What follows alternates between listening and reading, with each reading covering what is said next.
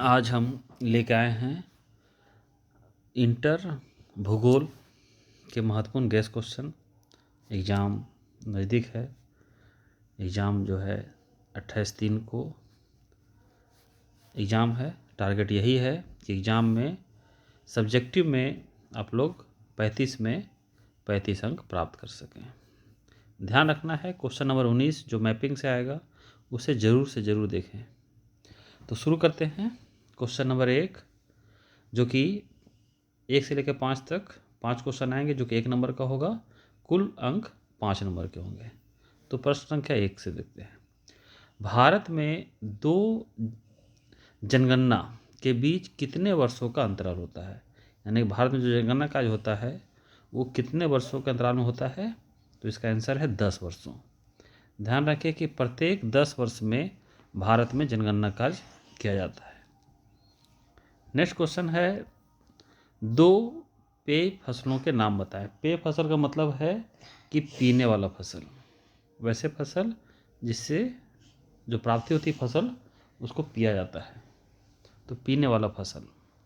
तो दो प्रमुख पेय फसल हैं, चाय और कहवा। कहवा को ही कॉफ़ी कहा जाता है। नेक्स्ट है, लिंगानुपात का वर्णन करें।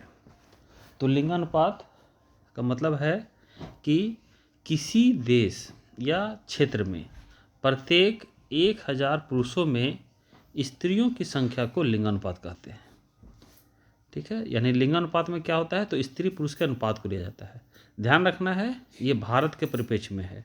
विश्व के परिप्रेक्ष्य में बहुत सारे स्थानों पर क्या होता है कि 100 स्त्रियों में जो है पुरुषों की संख्या को भी ज्ञात किया जाता है। जनगणना 2011 के अनुसार भारत का जो लिंगानुपात है वो 943 है। इसका मतलब कि प्रत्येक 1000 पुरुषों में भारत में 943 स्त्रियां हैं। इसका फॉर्मूला क्या है, तो इसको निकालने का जो सूत्र है वो है लिंगानुपात बराबर स्त्रियों की संख्या गुना 1000 बट्टा पुरुषों की संख्या। ध्यान रखें एग्जाम में जो है इस तरह से फार्मूला जरूर लिखा करें, सूत्र लिखा करें। इससे क्या होता है कि नंबर आप लोग को फुल मिलेगा। नेक्स्ट क्वेश्चन है, तृतीयक व्यवसाय से आप क्या समझते हैं? तो इसका आंसर है वैसे व्यवसाय जो सेवा क्षेत्र के अंतर्गत आते हैं उसे तृतीयक व्यवसाय कहते हैं। इसके अंतर्गत मुख्यतः शिक्षा, स्वास्थ्य, व्यापार, परिवहन एवं संचार इत्यादि आते हैं। नेक्स्ट है, मुंबई हाई किसके लिए जाना जाता है? तो मुंबई हाई जो है पेट्रोलियम के उत्पादन के लिए जानता है। मुंबई हाई समुद्र से थोड़ा सा दूर है। सागर सम्राट एक बना हुआ है प्लेटफॉर्म, उसी के ऊपर ये निकाला जाता है। ये तटीय क्षेत्र में है। ये पेट्रोलियम के लिए बहुत ही प्रसिद्ध है। नेक्स्ट क्वेश्चन अब जो आएगा वो 5 क्वेश्चन वो 3 मार्क्स का आएगा, यानी कि टोटल 15 नंबर का आएगा। तो प्रश्न संख्या 6 देखें। पाइपलाइन परिवहन की विशेषताओं का वर्णन करें। तो पाइपलाइन परिवहन का वैसा साधन है जिसमें तरल एवं गैसीय पदार्थों का परिवहन बहुत आसानी से होता है। भारत का प्रमुख पाइपलाइन गुजरात, मध्य प्रदेश, उत्तर प्रदेश के बीच हजीरा, विजयपुर और जगदीशपुर, जिसको कि HVJ पाइपलाइन कहते हैं, ये बहुत ही प्रसिद्ध पाइपलाइन है। अब पाइपलाइन का लाभ देखें। तो पाइपलाइन से क्या होता है, तरल और गैसीय पदार्थों का सबसे सस्ता परिवहन साधन है। पाइपलाइन किसी भी स्थलाकृति, यानी कि जो भी स्थलाकृति हो, चाहे पर्वत हो, पठार हो, मैदान हो, कहीं पर भी वो एवं जलीय यानी समुद्र में भी इसको, नदी में भी इसको बिछाया जा सकता है। नेक्स्ट है खूबी इसका कि पाइपलाइन में पदार्थों के नष्ट होने की संभावना बहुत कम रहती है। अगर ट्रक वगैरह से धोते हैं तो उससे कहता है कि लीकेज की संभावना रहती है, लेकिन पाइपलाइन में कम रहती है। और चौथा लाभ है कि पाइपलाइन में से बहुत कम समय में लंबी दूरी तक पदार्थों का परिवहन होता है। ये पाइपलाइन की प्रमुख विशेषताएं देखें। ध्यान रखें कि पाइपलाइन जो है ये इंपॉर्टेंट क्वेश्चन में से है। ठीक है। नेक्स्ट है, सूचना प्रौद्योगिकी से आप क्या समझते हैं? सूचना प्रौद्योगिकी से आप क्या समझते हैं, यानी कि इंफॉर्मेशन टेक्नोलॉजी। तो सूचना प्रौद्योगिकी का अर्थ है किसी एक स्थान से दूसरे स्थान पर सूचना या विचारों को भेजने के लिए प्रौद्योगिकी का उपयोग करना है। ठीक है, उसी को कहते हैं सूचना प्रौद्योगिकी। इसे वर्तमान समय में सूचना प्रौद्योगिकी क्रांति के नाम से भी जाना जाता है। इसके अंतर्गत जितने भी हैं email, mobile apps, social sites, जो भी जितने भी सोशल साइट हो, चाहे फेसबुक हो, ट्विटर हो, सब इसमें आते हैं। वेबसाइट्स होते हैं, ये सब आते हैं सूचना प्रौद्योगिकी के अंतर्गत। नेक्स्ट है भूमध्य सागरीय कृषि क्या है। तो भूमध्य सागर के आसपास, भूमध्य सागर जानते हैं यूरोप और अफ्रीका के बीच में है, तो भूमध्य सागर के आसपास, इसको अगर मैप में आप लोग देखना चाहें तो इस तरह से मैप में ये जो अफ्रीका है और इधर है यूरोप, इसी के बीच में ये जो सागर है ये है भूमध्य सागर।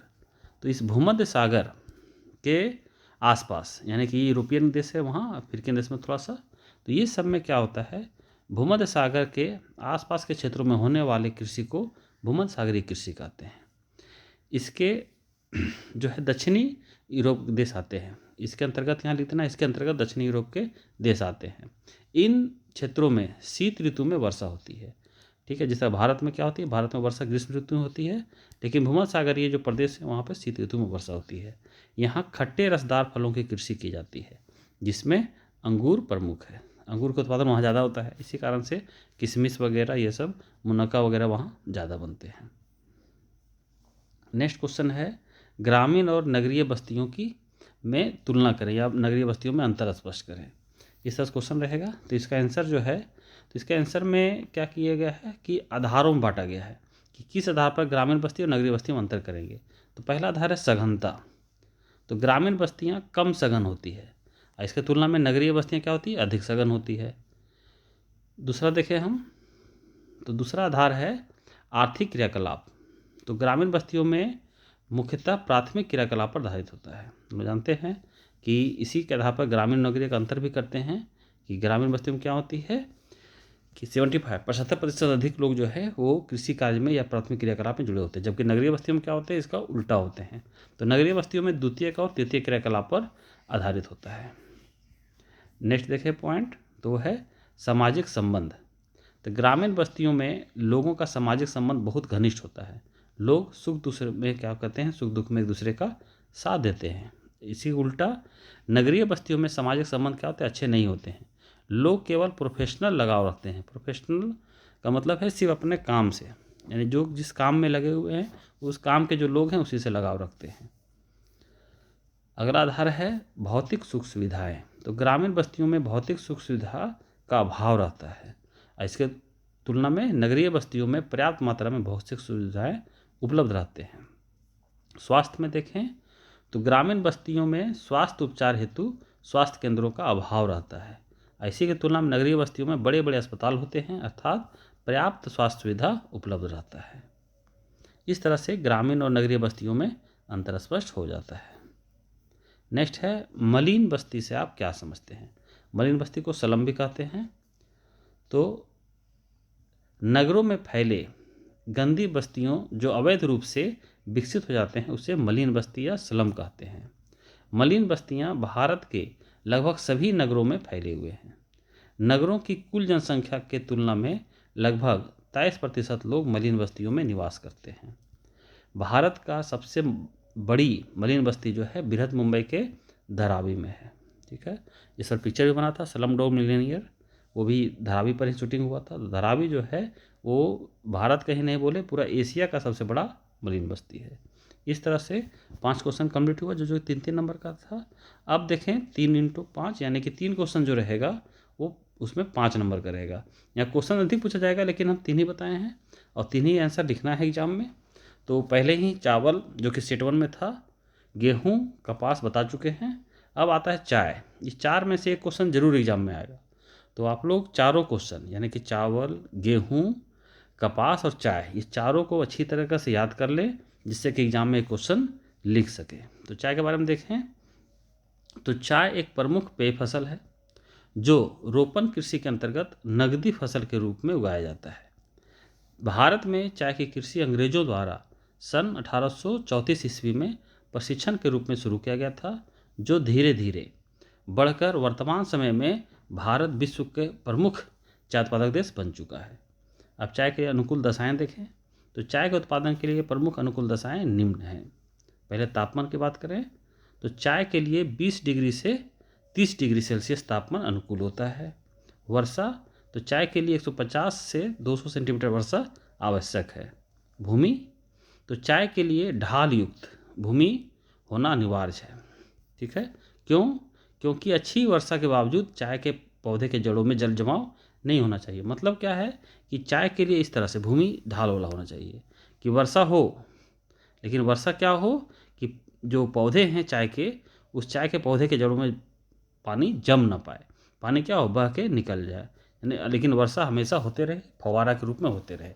इसीलिए देखते हैं कि चाय के जितने बागान हैं वो पहाड़ी ढालों पर है। नेक्स्ट है सस्ते श्रमिक। तो चाय के नाजुक पत्तियों को चुनने के लिए अधिक से अधिक संख्या में सस्ते मजदूरों की जरूरत होती है। नेक्स्ट है अत्यधिक पूंजी, यानी कि चाय के बागान के लिए बहुत बड़ी भूमि की जरूरत पड़ती है। इसके लिए शुरुआत में अत्यधिक पूंजी की आवश्यकता होती है। नेक्स्ट है चाय के बागान के पास ही पैकिंग की सुविधा। चाय एक कच्चा फसल है, इसलिए इसे दूर ले जाकर बनाने और पैकिंग करने में स्वाद में अंतर आ जाता है। इसलिए क्या करते हैं, तो चाय के बागान के पास ही पैकिंग की सुविधा उपलब्ध कराई जाती है। अब आते हैं भारत में चाय का वितरण। तो भारत में चाय मुख्यतः 3 क्षेत्रों में उत्पादित किया जाता है। एक है असम मेघालय क्षेत्र, दूसरा है दक्षिण भारत क्षेत्र, तीसरा है पश्चिम हिमालय क्षेत्र। इस मैप में देख सकते हैं कि इस मैप में तीनों क्षेत्र को दर्शाया गया है। ये जो क्षेत्र है ये हो गया पहला, यानी कि असम मेघालय क्षेत्र। उसके बाद ये क्षेत्र हो गया दूसरा, दक्षिण भारत क्षेत्र, और ये क्षेत्र हो गया तीसरा, यानी कि पश्चिम हिमालय क्षेत्र। एक करके सबका चर्चा करें। पहला असम मेघालय क्षेत्र। इस क्षेत्र से भारत का लगभग 75% यानी कि सबसे अधिक उत्पादन यही होता है, चाय की प्राप्ति होती है। भारत के उत्तर पूर्वी राज्य असम, मेघालय, पश्चिम बंगाल इत्यादि में ब्रह्मपुत्र नदी घाटी के पास चाय का उत्पादन विशेष रूप से किया जाता है। यहाँ के प्रमुख चाय उत्पादक केंद्र जो हैं वह है दार्जिलिंग, जलपाईगुड़ी, सुरमा घाटी, कूच बिहार, ये सब हैं। दक्षिण भारत की बात करें तो इस क्षेत्र से चाय जो है भारत का लगभग 20% चाय की प्राप्ति होती है। दक्षिण भारत में कॉफ़ी के साथ चाय का भी उत्पादन किया जाता है। दक्षिण भारत में मुख्यतः कॉफ़ी का उत्पादन ज़्यादा होता है, लेकिन कॉफ़ी के साथ साथ चाय का भी उत्पादन किया जाता है। यहाँ पर तमिलनाडु, कर्नाटक के नीलगिरी एवं इलायची पहाड़ियों से चाय का उत्पादन विशेष रूप से किया जाता है। अब आते हैं पश्चिम हिमालय क्षेत्र में। तो इस क्षेत्र से भारत का लगभग 5% चाय की प्राप्ति होती है। हिमालय क्षेत्र में चाय का उत्पादन कुमायूं, देहरादून, कांगड़ा इत्यादि स्थानों से किया जाता है। तो मैप भी बनाएं एग्जाम में, ध्यान रखें इंडिया मैप में दर्शा दें, चाहे चाय पूछे, कपास पूछे, चावल पूछे, कोई भी पूछे तो मैप जरूर बनाएं इसमें, जिससे कि 5 में 5 नंबर मिल सके। इसके बाद आते हैं इसका उत्पादन में। तो उत्पादन में 3 कॉलम बना हुआ है, क्रम संख्या, वर्ष और उत्पादन। क्रम संख्या में 1 2 3 4, वर्ष में देखें 2017 में जो उत्पादन हुआ था तो 1250 मिलियन मेट्रिक किलोग्राम, ये जो है मिलियन मेट्रिक किलोग्राम में है। तो 1250 हुआ था। 18 में 1325, 19 में 1350, 20 में 1360, 21 में 1283। ठीक है, यह है मिलियन मेट्रिक किलोग्राम में। और नेक्स्ट क्वेश्चन देखते हैं। भारत में कृषि की प्रमुख समस्याओं का वर्णन करें। तो भारतीय कृषि मुख्यतः क्या है, मानसून पर निर्भर है। यहाँ की बहुत बड़ी जनसंख्या, लगभग कितनी, तो 60% लोग जो है कृषि पर आश्रित है, जबकि कृषि स्वयं वर्षा पर आश्रित है। इसलिए यहाँ पर ध्यान दें कि भारतीय कृषि की प्रमुख समस्याओं का वर्णन करें कि जगह पर अगर ये क्वेश्चन रहे कि भारतीय कृषि मानसून के साथ एक जुआ है, तो वहाँ पर भी यही क्वेश्चन लिखाएगा। ठीक है, आंसर यही होगा। तो भारतीय कृषि प्रमुख समस्याएं निम्न है। तो ये समस्या क्या है, तो पहली समस्या है मानसून पर निर्भरता, यानी भारतीय कृषि क्या है, ज़्यादातर मानसून पर निर्भर है। यहाँ पे सिंचाई के साधन की व्यवस्था कम है। जितने पॉइंट है हर पॉइंट के बारे में 4-4 लाइन स्वयं से लिखें, खुद से लिखें। अगर किसी को किसी पॉइंट में लिखने की दिक्कत हो तो वो कमेंट कर सकते हैं, तो उसे बता दिया जाएगा कैसे लिखना है वो।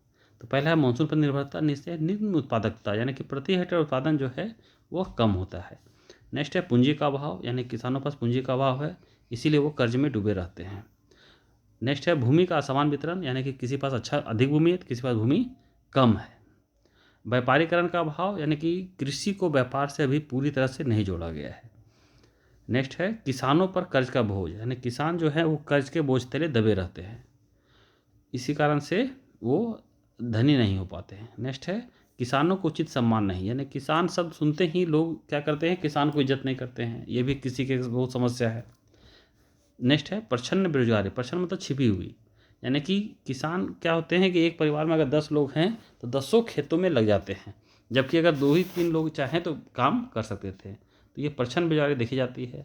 नेक्स्ट है मौसमी बेरोजगारी, यानी कि सिर्फ जो है खरीफ फसल के मौसम में ही रोजगार ज़्यादा मिलता है, बाकी समय में लोग क्या होते हैं, बेरोजगार हो जाते हैं, यानी कि एक पार्टिकुलर किसी मौसम में रोजगार मिल पाता है, इसी को कहते हैं मौसमी बेरोजगारी, तो वो भी एक समस्या है। नेक्स्ट है जोत का आकार छोटा होना, यानी खेतों का आकार क्या हो रहा है, धीरे धीरे बंटवारा होते होते छोटा होते जा रहा है। और लास्ट पॉइंट है सरकारी नीति का उचित क्रियान्वयन का अभाव, या भाव हो गया या अभाव कर देना है, ठीक है, यानी सरकार ने जो नीति है अच्छी बनाई है, लेकिन उसका क्या हो रहा है, क्रियान्वयन ठीक से नहीं हो रहा है। लेकिन अभी वर्तमान समय में ठीक चल रहा है कि लोगों के खाते में पैसे आ जा रहे हैं, ये सब हो रहा है, लेकिन पूरी तरह से सही से अमल नहीं हो पा रहा है। तो इस तरह से ये पॉइंट है 11 पॉइंट, हर पॉइंट के बारे में थोड़ा थोड़ा डील कर देना है। और लास्ट क्वेश्चन ध्यान रखें, ये क्वेश्चन नंबर एग्जाम में 19 के रूप में आएगा, जो कि मैप से होगा। ये बहुत ही इंपॉर्टेंट क्वेश्चन है, इसको ज़रूर बनाएं, क्योंकि इसके बनाने से क्या होगा कि 5 में 5 नंबर मिल जाएगा। 5 पॉइंट रहेगा, हम हमेशा 10 पॉइंट दर्शाएँ, इसमें भी 10 पॉइंट दर्शा रहे हैं। पहला है पनामा नहर, स्वेज नहर, अलास्का। ध्यान रखें एग्जाम में कि एग्जाम में ज़्यादातर संभावना है विश्व मानचित्र, वर्ल्ड मैप से ही क्वेश्चन आएगा, ठीक है, ये भरोसा ना रहे कि इंडिया के मैप से आएगा। अभी तक जब भी हुआ है कि फुल सिलेबस रहा है तो वर्ल्ड से मैप से क्वेश्चन पूछा गया है, तो इसीलिए उम्मीद हो रहा है कि वर्ल्ड मैप से क्वेश्चन आएगा। तो इसमें देखें पहले पनामा नहर, स्वेज नहर, अलास्का, दक्षिण अमेरिका, ब्राज़ील कॉफ़ी क्षेत्र, अरब सागर, सुमात्रा, ऑस्ट्रेलिया, तस्मानिया और न्यूजीलैंड, ये 10 पॉइंट है। पिछले सेट में भी 10 पॉइंट बताए थे, इसमें भी 10 पॉइंट बता रहे हैं, ठीक है। एक और सेट में बताएंगे कुछ, उसके बाद आप लोग का मैपिंग कंप्लीट हो जाएगा, इसके बाहर से मैप नहीं आएगा। उम्मीद है कि यही 10-10 जो 20 पॉइंट है, इससे 20 से मैप आएगा। तो पहला देखते हैं, पहला पॉइंट है पनामा नहर, दूसरा स्वेज नहर। तो पनामा नहर देखते हैं, तो ये जो है नंबर 1, ये यहाँ पे है पनामा नहर, ठीक है। ये जो महासागर है, ध्यान रखना है, इस महासागर का नाम है अटलांटिक महासागर, ठीक है। ये है अटलांटिक ओशन, अटलांटिक ओशन है, और इधर है पैसिफिक, प्रशांत महासागर। अटलांटिक और प्रशांत महासागर के बीच में यहाँ पर है पनामा नहर, इसलिए नंबर 1 दिया हुआ है, ये है पनामा नहर, ठीक है। उसी तरह से यहाँ पर दें तो यहाँ पर है ये 2 सागर हैं, ये जो है भूमध्य सागर, मेडिटेरियन सी, और ये है लाल सागर, ठीक है। तो भूमध्य सागर और लाल सागर, ये दोनों के बीच ये जो है, ये है स्वेज नहर, ये नंबर 2 दिया हुआ है, ये स्वेज नहर है। तो स्वेज नहर को यहीं बनाना, लंबा बनाना है, स्वेज नहर, इस तरह पनामा नहर को इस तरह से बनाना है, स्वेज नहर को लंबा बनाना है, ठीक है। स्वेज नहर जो है वो स्वेज से लेकर पोर्ट सईद तक है, और ये भूमध्य सागर लाल सागर को जोड़ती है। अगर ये भी क्वेश्चन आए कि भूमध्य सागर लाल सागर कौन जोड़ती है, तो ये है स्वेज नहर। ये स्वेज नहर किसको जोड़ती है, ये भी अगर क्वेश्चन आए तो भूमध्य सागर और लाल सागर को जोड़ती है।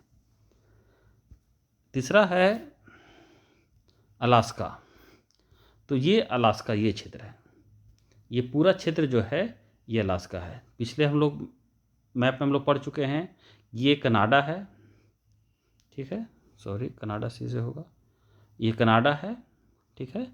और ये जो है ये अलास्का है। अलास्का जो है ये यूएसए का, यहाँ पे यूएसए है, यूएसए का पार्ट है ये अलास्का, ठीक है। अलास्का जो है अमेरिका का पार्ट है, कनाडा का पार्ट नहीं है, कनाडा से सटा हुआ है लेकिन ये अमेरिका का पार्ट है। नेक्स्ट आते हैं मैप में, उसके बाद है 3 हो गया, दक्षिण अमेरिका, ब्राज़ील कॉफ़ी क्षेत्र, ठीक है। तो ये देखें, ये जो है पूरा, अगर पूरा वर्ल्ड मैप समझ लें कि ये उत्तरी अमेरिका है पूरा, ये दक्षिणी अमेरिका है पूरा, ये अफ्रीका है, ये यूरोप है, यहाँ ये एशिया है, ये ऑस्ट्रेलिया है, और नीचे जो दिख रहा है ये अंटार्कटिका है। उसी तरह से महासागर भी समझ लें, ये अटलांटिक महासागर, ये प्रशांत, इधर भी प्रशांत महासागर, ये हिंद महासागर, ये दक्षिणी महासागर या इसको अटलांटिक महासागर बोला जाता है, और ऊपर में जो है ये आर्कटिक महासागर है। तो मैप ध्यान में रखें। तो इसमें है दक्षिणी अमेरिका, तो ये जो है दक्षिणी अमेरिका है नंबर 4, ये दक्षिणी अमेरिका पूरा हो गया। बहुत सारे देश हैं, इसी में से यहाँ पे है ब्राज़ील, और ब्राज़ील के ही इस कोना में यहाँ पर जो है ये ब्राज़ील का कॉफ़ी उत्पादक क्षेत्र है, जिसको कि फेजेंडा बोला जाता है। ध्यान रखना है, इसको फेजेंडा बोला जाता है, ये याद रखना है। ये सभी क्वेश्चन ऑब्जेक्टिव में आ सकता है ये सब, ठीक है। नंबर 5 हो गया। नंबर 6 देखें, अरब सागर, सुमात्रा, जो दो देखें तो ये जो है जानते हैं हम लोग कि हिंद महासागर पूरा है। ये हिंद महासागर का 2 पार्ट है। ये जो नंबर 6 लिखा हुआ इधर है अरब सागर, और इधर जो है ये बंगाल की खाड़ी है, ठीक है, बे ऑफ बंगाल। ध्यान रखना है ये सब, इधर बे ऑफ बंगाल हो गया, इधर अरबियन सी हो गया। नेक्स्ट देखें सुमात्रा। सुमात्रा ये जो द्वीप है, ये सुमात्रा द्वीप है। ये जो द्वीप है ये द्वीप सुमात्रा द्वीप है, ठीक है। ये इंपॉर्टेंट है, बार बार एग्जाम में अक्सर आते रहता है ये। नेक्स्ट क्या है, ऑस्ट्रेलिया, तस्मानिया और न्यूजीलैंड। तो ये देखें नंबर 8 जो दिया हुआ है ये ऑस्ट्रेलिया है पूरा, ये ऑस्ट्रेलिया है, ठीक है। यहाँ ऑस्ट्रेलिया लिख देना है। ऑस्ट्रेलिया के नीचे ये जो छोटा सा दिख रहा है ऑस्ट्रेलिया के नीचे, ये है तस्मानिया, ठीक है। तो नंबर 9 ये हो गया तस्मानिया, और ये जो दिख रहा है नंबर 10 हो गया ये न्यूजीलैंड है। तीनों जो है सब ऑस्ट्रेलिया महाद्वीप का ही अंश है। तो ये तस्मानिया हो गया, और ये हो गया हमारा ये तस्मानिया हो गया, और ये हो गया 10वां न्यूजीलैंड। तो इस तरह से पूरा 10 जो सेट जो गैस क्वेश्चन 1 में बताए थे, 10 ये गैस क्वेश्चन 2 में बता रहे हैं। तो दोनों आप लोग 10-10 जो है वो अच्छी तरीक़ा से दोनों 10 पॉइंट उसमें 10 पॉइंट इसमें, इससे याद कर लें। उम्मीद है कि यही 10 से 5 आएगा, लेकिन फिर भी और एक्स्ट्रा हम नेक्स्ट सेट में बताएंगे। तब तक आप लोग चैनल से जुड़े रहें। सभी लोग चैनल को लाइक करें, इसको सब्सक्राइब करें और शेयर भी करें, जिससे अधिक से अधिक लोग लाभान्वित हो सकें। धन्यवाद।